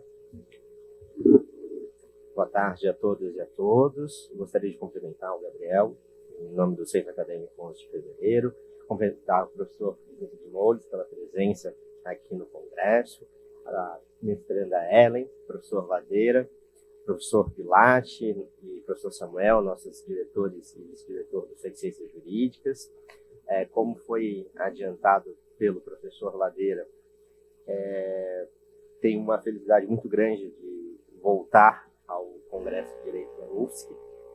Tive a oportunidade de organizar a 6ª e 8ª edição, já faz algum tempo, e é muito bom retornar aqui e verificar que o Congresso de Direito da UFSC continua com seu protagonismo, com a sua importância dentro do nosso cenário catarinense, ver o auditório nessa tarde, aí, no meio da tarde de uma sexta-feira, com bastante gente, todo mundo aqui empenhado em estudar um pouco de direito constitucional. Tentarei ser breve, né, e eu queria fazer somente algumas pontuações sobre o que foi falado pelo professor de Moldes e pelo professor Ladeira, tá? Em estabelecer alguns critérios e talvez tentar dar um pouco mais de forma também às exposições. Me parece muito importante o que o professor Dimitri coloca sobre o silêncio da Constituição Federal sobre as ações afirmativas. A gente demorou muito tempo para que isso fosse enraizado, vamos dizer, no Supremo Tribunal Federal, né? Foi uma batalha de muitos anos até que ele viesse a confirmar políticas públicas. Então, o Supremo ele acabou trabalhando durante muito tempo como um instrumento dentro do jogo político, de forma geral, entrando no debate dessas grandes questões constitucionais brasileiras, ou por uma via do ativismo judicial, em que ele tomou a frente de certos debates, e nós tivemos durante muitos anos uma visão do Supremo Tribunal Federal como um órgão progressista, né, em que ele conseguia transpassar os obstáculos que eram criados no nosso Congresso Nacional, sempre muito conservador, e também o Supremo, durante alguns anos, referendando políticas públicas, como foi o caso das ações afirmativas na Universidade de Brasília, em que foi, por meio de uma política pública, implementado, não sei se o professor Ladeira estava lá naquela época, e que foi uma medida tomada como política pública, tomada por aquele que tem a prerrogativa de decidir, então o executivo, aquele que é eleito, né, que foi questionado judicialmente, e o Supremo veio a confirmar a validade dessa política afirmativa, atuando junto do jogo político. Mas é importante essa diferenciação, e falar depois o professor Ladeira tem esse ônus, que é a diferenciação das arenas políticas em que esse debate deve ser travado. Porque quando a gente fala de igualdade e da dificuldade de apontar de forma abstrata sobre o que é igualdade, a gente acaba caindo justamente nos casos concretos. E deixar na mão do Poder Judiciário a decisão dos casos concretos, como foi essas decisões, tanto aqui no Brasil quanto do direito comparado, na mão do Poder Judiciário, especialmente aqui no Brasil, nós temos uma situação peculiar. O nosso Supremo Tribunal Federal, ele ao longo do tempo, pode sofrer mudanças na sua composição, que outrora foi bastante progressista, com mais um ou outro mandato de presidentes da República, pode se tornar uma instituição mais conservadora. E aí vale a reflexão sobre a quem nós queremos dar o poder de decidir, em última palavra, sobre o que é igualdade. Então, sob essa perspectiva, ressaltando então a necessidade de se construir alternativas do ponto de vista da legislação infraconstitucional, ainda que hoje a gente não tenha um dispositivo constitucional sobre ações afirmativas, nós temos o poder de construir uma legislação infraconstitucional a ser aplicada pelo Poder Judiciário, mas construída no âmbito do Poder Legislativo, no âmbito do Poder Executivo, em suas diferentes esferas. E nesse ponto, eu queria fazer também uma diferenciação, são as discriminações criadas pelo Estado, enquanto políticas públicas, e aquelas discriminações no âmbito particular, que acabam se tornando muito mais difíceis de serem apreciadas. E quando a gente fala sobre esse exemplo do anúncio no jornal, de uma relação privada, muito difícil de ser identificada, nesse caso, me parece absurdo, entra no fato de que não é uma dúvida razoável, né, me parece aqui uma discriminação bastante evidente, mas a gente entra num debate muito sensível sobre as discussões mais amplas de liberdade e igualdade. Então, tentar diferenciar situações em que nós temos essa divisão por meio de políticas públicas, em que é possível verificar, por exemplo, uma discriminação positiva por meio de ações afirmativas, de situações no plano particular em que a gente acaba conseguindo controlar somente aquelas situações que extrapolam qualquer limite de razoabilidade, né? Então, nesse sentido, é muito difícil de apurar no plano privado, pensando aqui em como eu venho aqui também em nome da Ordem dos Advogados do Brasil, então, tentando puxar um pouco para o plano prático, né, como que é difícil a gente, nas relações privadas, identificar, como o professor Dimitri colocou, a igualdade ela é verificada nos fatos, nas provas, nas circunstâncias, e tudo isso acaba sendo muito difícil em situações no âmbito privado. No âmbito público a gente consegue ter um pouco mais de percepção. Outra questão que eu gostaria de aproveitar esses minutos, que o professor Dimitri coloca as 3 etapas entre os fins, os meios e os resultados, né, como que a gente poderia verificar isso num plano de casos concretos. E a gente tem, por exemplo, a situação em que em concursos públicos se faz uma exigência, por exemplo, de aptidão física ou de uma determinada altura para determinados cargos, especialmente na área da segurança pública, em que cabe aqui ao Poder Judiciário e aqueles que participam do concurso público verificar se aquela exigência, se aquela discriminação, ela tem justamente necessidade, adequação, se ela se justifica, apesar de eventualmente eu ter um resultado que vai ser discriminatório, mas se aquela discriminação, ela de fato tem uma raiz que se justifique, e que não é uma discriminação somente por um estado das coisas, certo? Então, acho que as considerações do professor Ladeira sobre as dúvidas razoáveis e duradouras, apesar da importância da gente ter esse debate no plano teórico, também, talvez, até mais importante esse debate no plano prático, né, em aceitar que nós não vamos concordar sobre tudo, mas que a gente consegue, a partir de reconhecer a não concordância, alcançar, então, os casos concretos, e aí sim, com base em provas, fatos e elementos que possam ser mais visualizados, né? E só sobre a questão da igualdade, no caso do julgamento do Supremo Tribunal Federal sobre o auxílio moradia, não poderia deixar de comentar que naquela situação, talvez vocês não saibam, foi determinado o pagamento do auxílio moradia por decisão liminar no Supremo Tribunal Federal. Isso caminhou durante anos e anos, até que se deu uma solução política em que se aumentou a remuneração dos magistrados e a ação acabou não tendo uma repercussão prática efetiva. Acontece que o Superior Tribunal de Justiça, ele tem uma jurisprudência consolidada que os valores recebidos por meio de decisão liminar, que ao final essa decisão é revogada, eles deveriam ser devolvidos aos entes que fizeram o pagamento. Essa jurisprudência, e aí se teve a expectativa, de se o Supremo Tribunal Federal não determinou a devolução dos valores por parte dos magistrados que receberam por força de liminar, que o STJ, então, aplicaria o princípio da igualdade aos demais cidadãos brasileiros.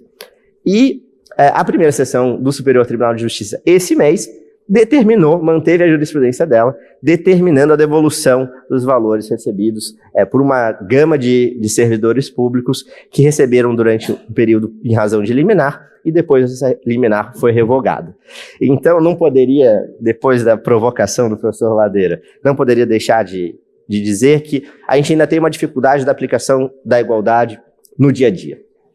Né? Quando a gente enxerga um defeito como esse, né, desse patamar, aplicado pelo próprio judiciário, não reconhecendo o princípio da igualdade, num caso bastante evidente, a gente vê que o problema ele está tanto na base quanto ele também está nos próprios órgãos de decisão. Então era isso, queria agradecer mais uma vez o convite do Centro Acadêmico 11 de Fevereiro, dar parabéns pelo evento realizado e fico à disposição de todos.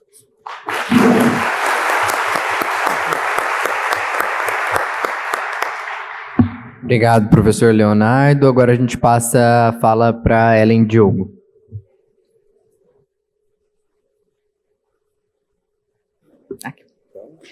Sim. Não vou me estender, vai ser breve as minhas ponderações. Eu inicialmente quero agradecer o Centro Acadêmico pelo convite, é uma honra, né, estando nessa casa, iniciando o mestrado. É uma honra conhecer o professor Ladeira, que já ouço tanto falar, os alunos têm um apreço muito grande. O próprio professor aqui, Dimitri, toda a mesa. As minhas considerações, elas começam, também não vou fazer propaganda, que nem o professor Dimitri, mas eu preciso dizer que tem um filme que fala, eu vou começar pela arte, que fala que o papel, né, do artista negro, né, e do professor negro e do advogado negro é desafiar. Então, o meu papel aqui hoje é desafiar. E desafiar a partir de um lugar que de uma acadêmica, de uma mestranda, de uma jurista em formação, já na sua segunda graduação, uma mulher negra, né, e que ocupa esse lugar que é um lugar central.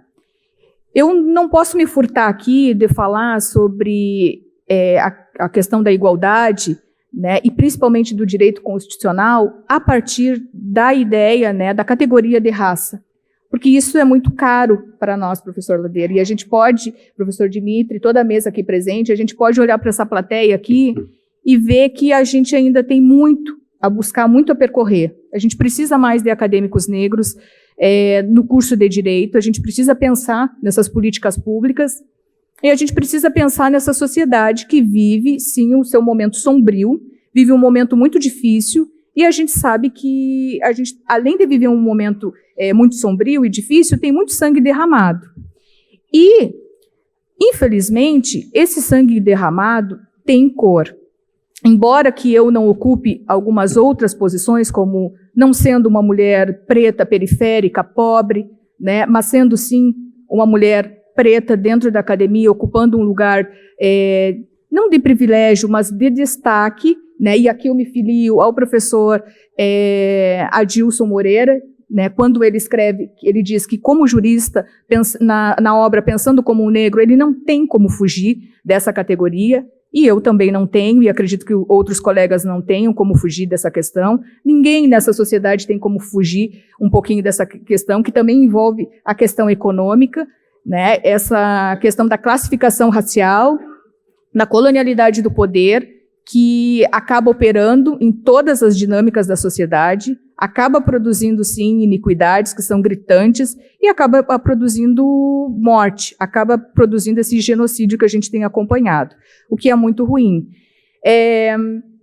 Um pouco já me encaminhando para o final, é importante dizer, professor Dimitri, e foi muito importante tu ter colocado sobre essa questão de que a Constituição, né, ela já tardiamente, ela já tomou um caminho, né, e que até tu utilizou a palavra escândalo, né, e esse silêncio é assustador, né, e esse silêncio, a gente precisa pensar um pouco, como o professor Cláudio falou, como é que a gente vai se filiar, como é que a gente vai passar esse critério, né, da igualdade, a gente tem que sair um pouco da questão da abstração e pensar um pouco nesses casos concretos. Isso é bastante importante. Já encaminhando essa fala, que eu acho que o que é mais importante, que a gente precisa centralizar aqui diante de tantas colocações importantes, reflexivas, né, ponderações, eu acho que o que é importante aqui é o debate, né, e para abrir também para o público. Mas é importante e já agora sim finalizando, a gente pensar sobre as políticas públicas, a efetivação dessas políticas públicas, pensar que esse Estado, eu como enfermeira posso dizer e acompanho como pesquisadora, fazendo pesquisa qualitativa, quantitativa, falando que esse Estado tem matado tanto quanto tem sido indicado o número de pessoas portadoras de câncer, e aqui também eu falo com um lugar de causa, porque eu estou com a minha mãe em tratamento do câncer, então acompanhando todas essas questões de um centro oncológico, esse Estado tem matado muitas pessoas negras, pobres, periféricas das comunidades. O que o professor Dimitri coloca é bastante importante. Há uns 2 anos atrás, eu tive com a professora Tula Pires, PUC Rio de Janeiro, fazendo um curso com as universidades americanas, e era uma comunidade negra, né, mulheres negras fazendo, que falavam inglês, professor. Então, né, estamos habilitadas, já estamos fora desse recorte que tu coloca, né, e realmente é uma verdade que isso também é um limitador.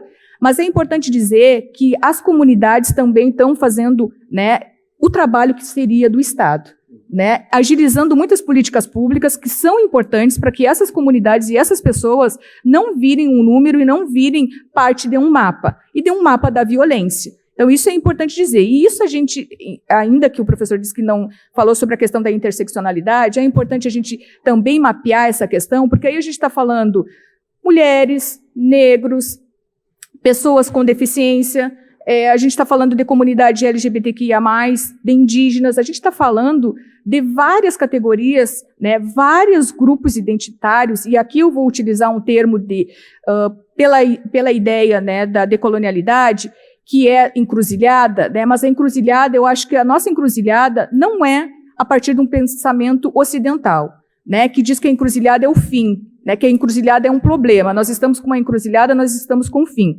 Não. Por um pensamento decolonial e a partir de outras perspectivas, e muito também buscando do feminismo negro, dos movimentos negros, a encruzilhada é um lugar de saída. E o nosso lugar de saída é também pelo trabalho intelectual, professor Cláudio, né, é pelo esse trabalho desse congresso aqui, que é muito bem organizado, né, que muitas pessoas estão aqui, então estão concretamente, né, querendo pensar uma realidade melhor. E pensar uma realidade melhor é a gente poder ter a serenidade de ligar a televisão e não ver esses absurdos, essa barbárie, que é muito, né, da nossa realidade e que muitas vezes, né, o Estado faz um silêncio que é muito gritante, que é muito aterrorizador. Eu fico muito honrada por essa participação aqui, sou muito honrada por ter saído do Rio Grande do Sul, né, já com toda uma estrutura, casada, com a minha família, e estar aqui e participar desse momento. Então, eu agradeço imensamente toda a coordenação, agradeço imensamente o mestrado e agradeço imensamente essa oportunidade. Que eu seja merecedora e que eu faça jus também, porque a ideia não é só fazer um mestrado e não é sair daqui. A minha ideia não é só sair daqui com uma certificação. Se fosse por isso, eu teria ficado lá no Rio Grande do Sul. A minha ideia aqui é fazer história, e fazer história para as comunidades que talvez não tenham a mesma oportunidade como eu, uma mulher preta sentada aqui numa mesa do direito, discutindo com juristas que são de alta performance, que tem muito a contribuir, e eu acho que também nas minhas palavras, minimamente, eu acho que também contribui. Tá bem? É isso.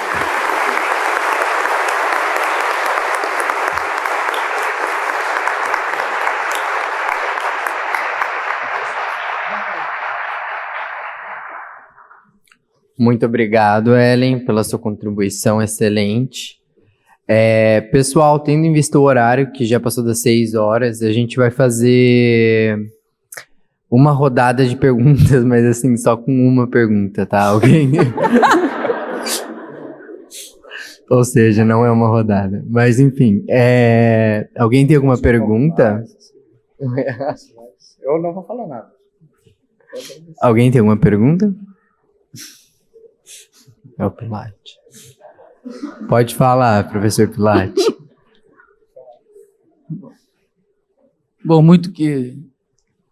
já que é uma pergunta só, né? Então, eu queria aproveitar o momento para cumprimentar o professor Dimitri, uma honra muito grande conhecê-lo, e engrandece aqui o nosso evento, esse evento maravilhoso dos nossos alunos. E essa ilustre mesa que debateu tão bem a questão.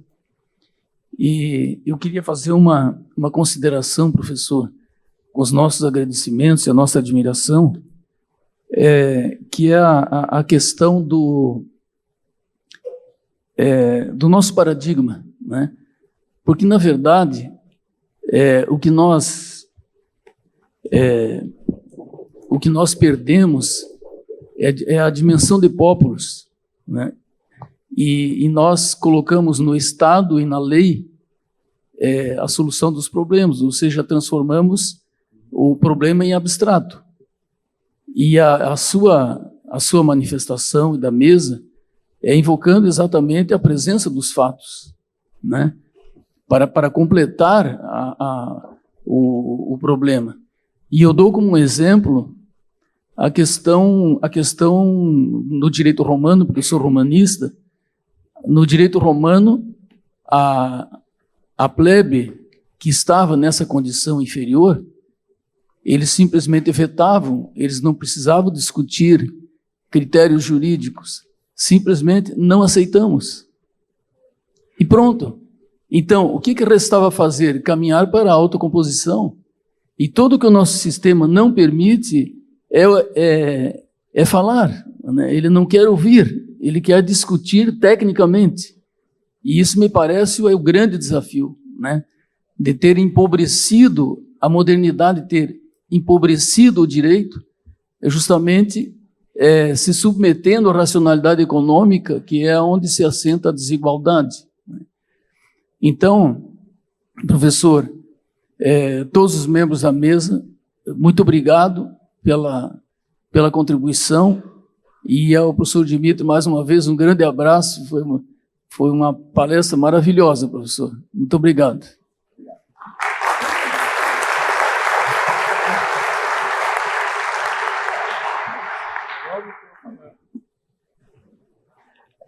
Pessoal, se alguém quiser fazer mais uma pergunta, dá tempo.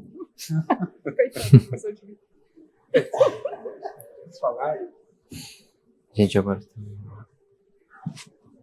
Bom, eu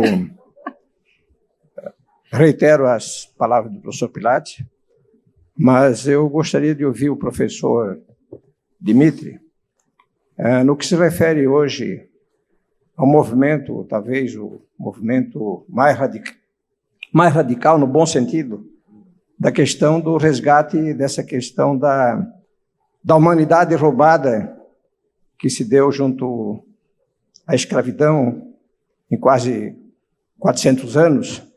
E Achille Mbembe, numa de suas obras, ele vai chancelar exatamente com essa expressão. São povos que tiveram a sua humanidade roubada. Como pagar essa desumanidade? Como pagar homens e mulheres negros e negras que tiveram durante esses 4 séculos, são mais ou menos 6 milhões de africanos, só na contabilização do Brasil, e com essa história que transformou o Atlântico no Atlântico Vermelho, que mudou a direção dos tubarões que sabiam a sua rota no caminho da alimentação. Então, eu gostaria de ouvir rapidamente, professor, nesse movimento que hoje se radicaliza no Brasil, e a partir de Lélia Gonzalez, a partir de Luci Carneiro, a partir de Silva Almeida, a partir de Jamila Ribeiro, só para citar estes. Gostaria de ouvi-lo. Tem mais alguma pergunta? Tá. Pode. Boa noite. Com certeza eu teria mais uma pergunta a fazer, porém, todavia, eu já fiz muitos questionamentos nas demais palestras, então, se os senhores me permitirem, eu gostaria que quem quiser fazer uma pergunta, levante a mão e eu escolho essa pessoa, pode ser? Para dar voz, né, para os demais. Sim, você. Qual é o seu nome? Alberto. Meu nome é Isadora Santiago, tá? Se quiserem me seguir no meu Instagram, é Isa Mameluca, Mameluca. Mameluco, para quem não sabe, é o filho do branco índio. Sou eu, tá? Então, à vontade, né? Levante-se ou sente-se. Eu prefiro ficar sentado um pouquinho mais confortável. Também um pouco nervoso o tamanho potencial da banca. Fico muito honrado de poder fazer uma pergunta, inclusive. O professor de Moles, inclusive, falou bastante sobre, inclusive é o tema da palestra, sobre que somos livres porque somos iguais. E ao longo de toda a palestra, inclusive no comentário dos demais professores, eu pensei muito sobre essa paridade, essa igualdade, vista muito sob os olhos do Estado em si. E daí ficou passando bastante pela minha cabeça mais uma ideia robesiana de abstração do Estado e de como, apesar de sermos iguais aos olhos do Estado e por isso a ideia de liberdade vem dessa igualdade perante o Estado, eu penso mais sobre uma questão de igualdade abstraída do Estado. E daí eu queria saber, na opinião do professor, o que seria melhor ou mais igual, se seria dentro dos olhos do Estado com uma liberdade que pode atuar nesse quesito, ou se seria abstraído dos olhos do Estado com uma liberdade mais robesiana nesse sentido. Muito obrigado.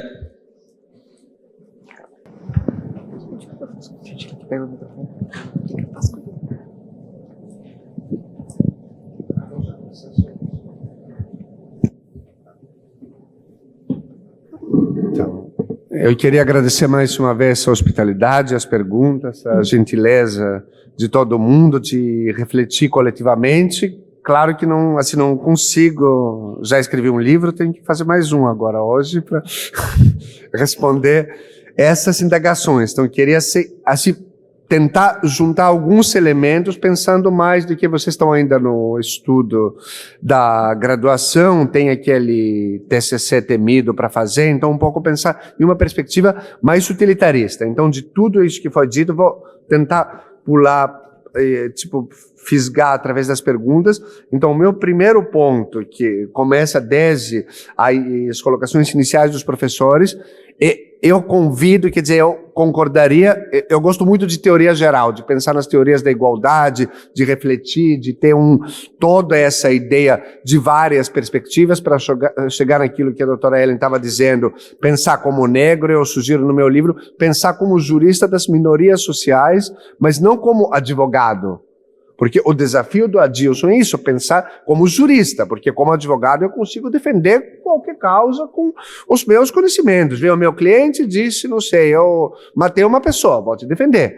Jurista negro, na minha compreensão, ou de qualquer outra representante de uma minoria social, significa justamente ter esse desafio de transformar uma indignação concreta, justa, e uma demanda política, aquilo que os professores disseram da política pública, lá junta tudo, em um argumento jurídico. Então, eu não estou, para dar um exemplo, talvez pareça que eu falei mal da interseccionalidade, não falei mal, mas eu pensei no seguinte, o primeiro, quer dizer, um jurista das minorias tem um duplo desafio. Em alguns casos, deve sair do discurso genérico e apontar exatamente aquilo que está faltando, aquilo onde está a desigualdade. Então aí você concretiza a demanda. Eu não estou dizendo que a mulher negra periférica sofre uma injustiça, mas estou apontando um caso específico, por exemplo, distância entre a creche e a casa, que,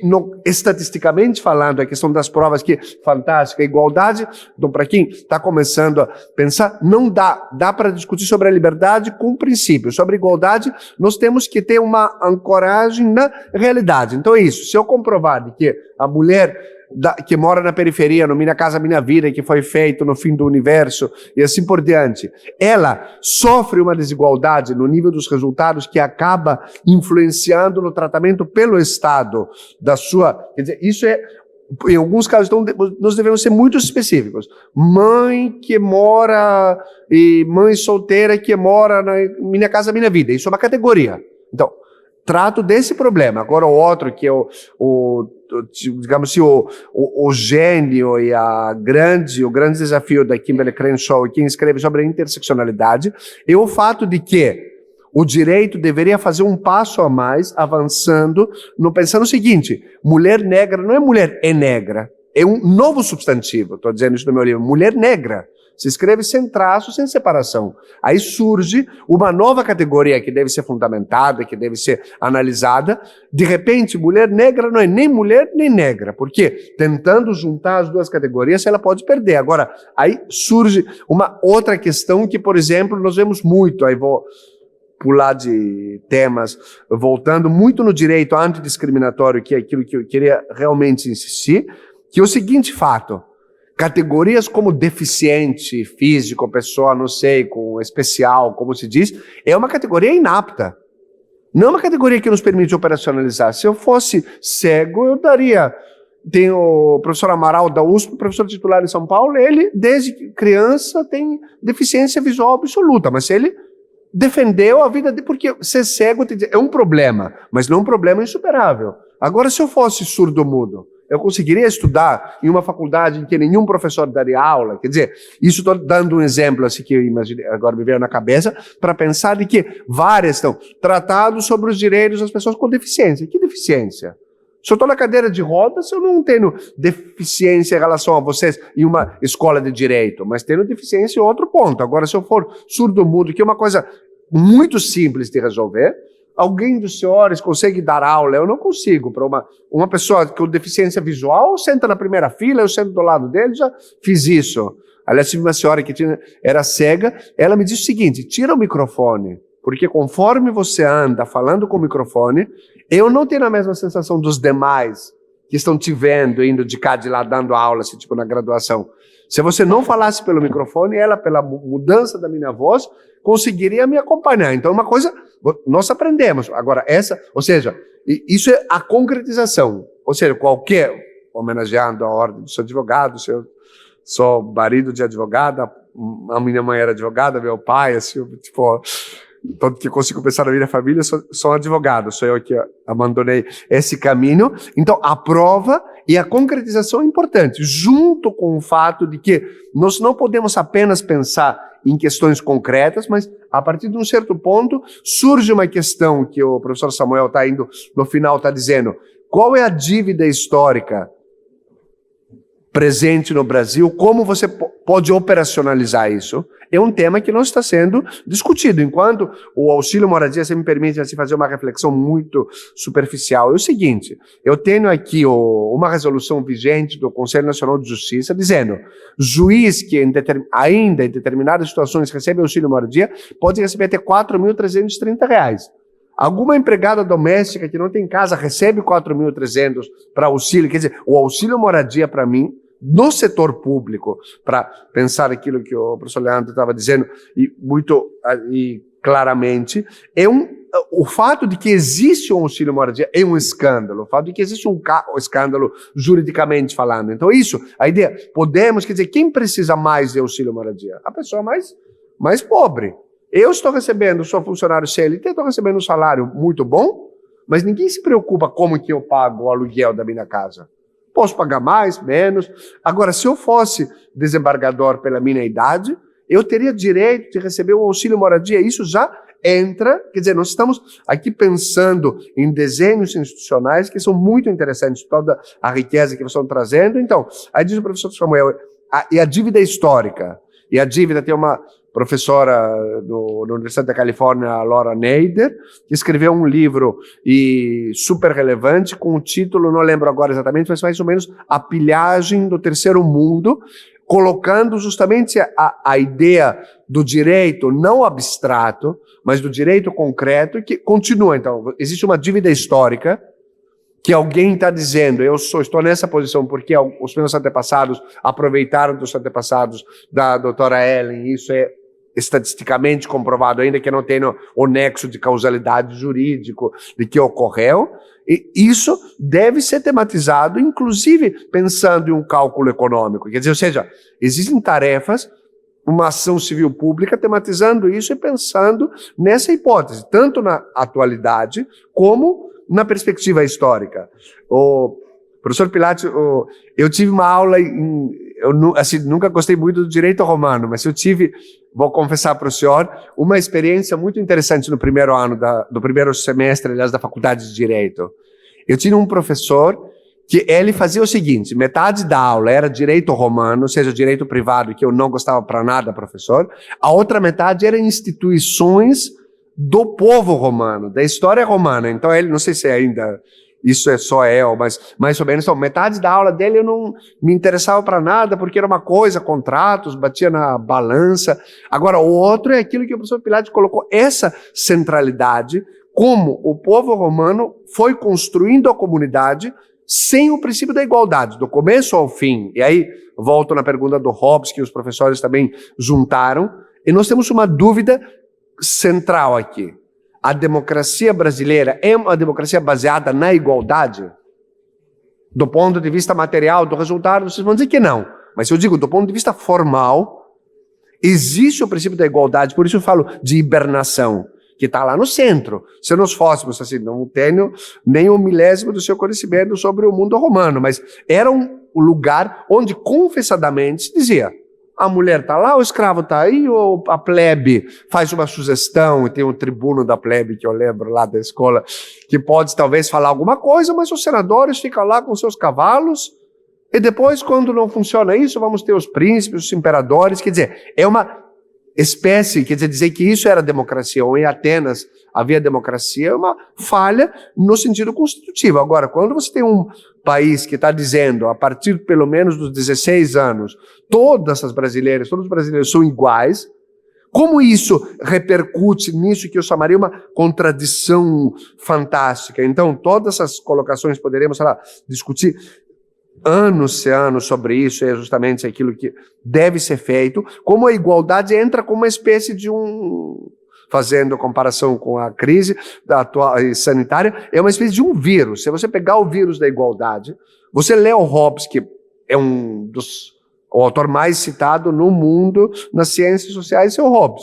É um autor que tem um desprezo fundamental, como todo mundo sabe, pelo princípio da igualdade.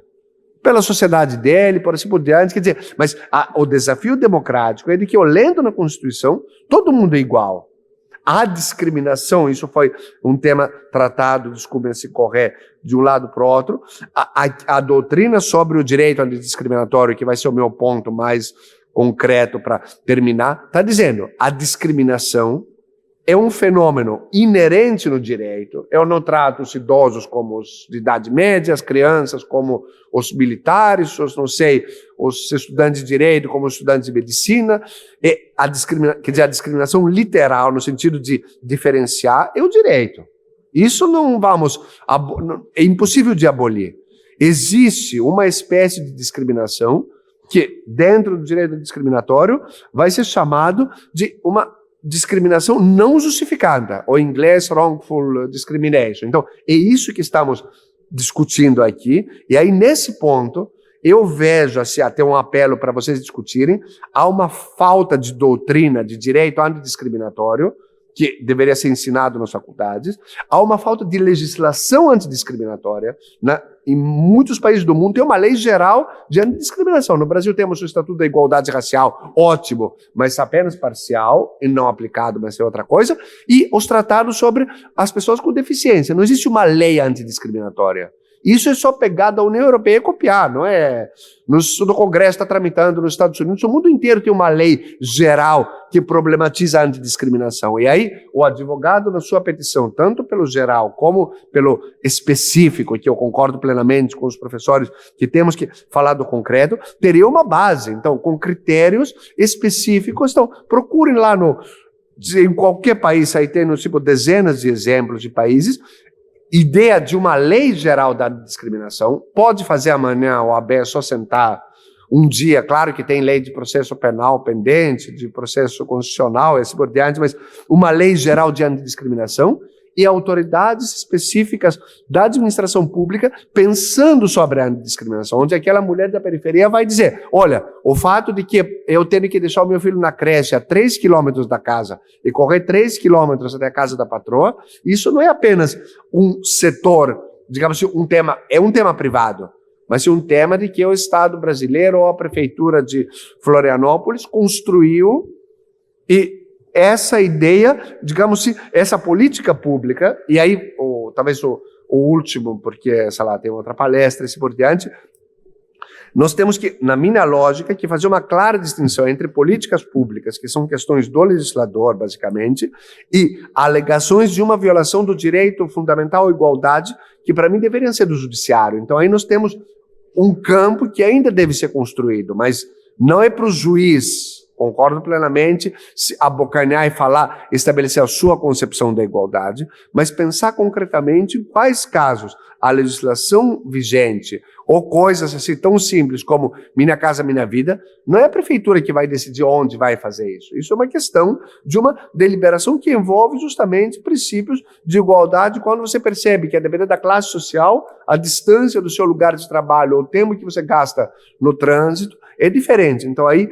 digamos assim, é um grande desafio de nós pensarmos não só na filosofia, aí concordo com vocês, é necessário, mas não é onde vai ser achada a solução, é pensar nesse tripé, uma lei tematizando a discriminação, uma doutrina jurídica que justamente coloca essas questões.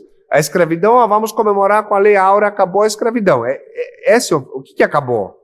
Eu matei o meu colega e depois vamos nos abraçar e acabou. Então, é mais ou menos isso. Então, aí, eu queria agradecer, eu sei que não respondi tudo, nem daria, mas é justamente com essas provocações múltiplas, essa ideia de um contraditório bem fundamentado, de que o pensamento avança e vocês vão fazer incríveis TCCs se dedicando no estudo de temas muito desafiadores. Muito obrigado mais uma vez.